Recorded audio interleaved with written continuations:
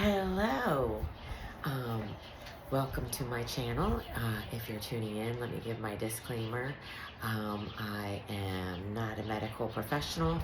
I don't work in the medical profession at all. I had a brief stint for a little bit at a medical facility where I did learn some valuable information behind the scenes. But I am also a wife and mother. And I've battled breast cancer twice. The first time I was diagnosed was in 2012. And then the second time was 2024, and it came back. And to say that I was shocked, I was. Um, because I had a right mastectomy and everything and a tram flap procedure to have reconstruction done, and I don't know, I guess I just thought I beat it, but hey, life had other plans for me. So let's see, I think the last time I tuned in was to give a Happy New Year's message and fill you in, well, I hope you all had a great winter. Happy springtime. It's about to be Easter. I hope everyone has a lovely Easter. I am now on a 3-month schedule of seeing my oncologist, and I saw him last week, and of course it's a check-in. And so I've been taking the letrozole and the Kisqali, and guys, it's funny because it's a fine line. I just want to be authentic. I don't want to pretend, or I didn't have a script, but I've had a lot of thoughts to share. And the thing is, it's a fine line, because really, I forgot. I like to go in these phases where I think I don't have to think about that I have cancer, and that I'm taking medication, and that the medication makes me feel kind of and that I have to do certain things, and I've had to change up my schedule so that my life is better. And that's okay. Really, what I've learned, it is about the pivot. I mean, you have plan A and plan B, plan C. You better learn how to pivot, because life makes you pivot. So, they had asked me a bunch of questions about my medication, like, Mrs. Janot, how are you doing? Are you having any appetite issues? And I thought, oh yeah, I've kind of lost my appetite, but I thought I had COVID. And he's like, nope, that's a side effect. And I thought, oh. And then, what else? Dizzy spells. And I was like, oh, is that why I'm having dizzy spells? Okay, but you know what?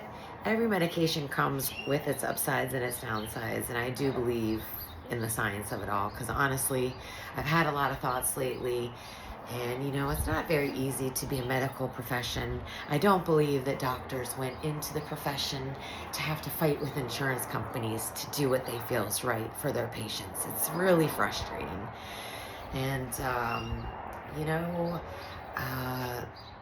I have a great relationship with my oncologist, and he's aware of my thoughts and feelings. None of this journey is easy. I mean, the thoughts are always there. I just don't walk around complaining, because that doesn't get me anywhere. And I still have to get up every day and live. And I want to try to live my best life, even if on the outside I might look like I'm okay, but the inside I feel like I'm falling apart. Anyhow, to get back to that, I follow doctors, on social media and stuff, and I listen to them. And recently, that actor had passed away. What was it, Vanderbeek? He was famous. And I bring that up because I believe people are telling their truths that they believe the most, right? And this doctor brought it to the forefront, that he said, please don't take your medical advice from movie stars and stuff like that. Really, you should be taking it from medical professionals, right? I mean, he gave a pretty sad, speech about how he brought a point about how this Vanderbeek had done all the things he could do.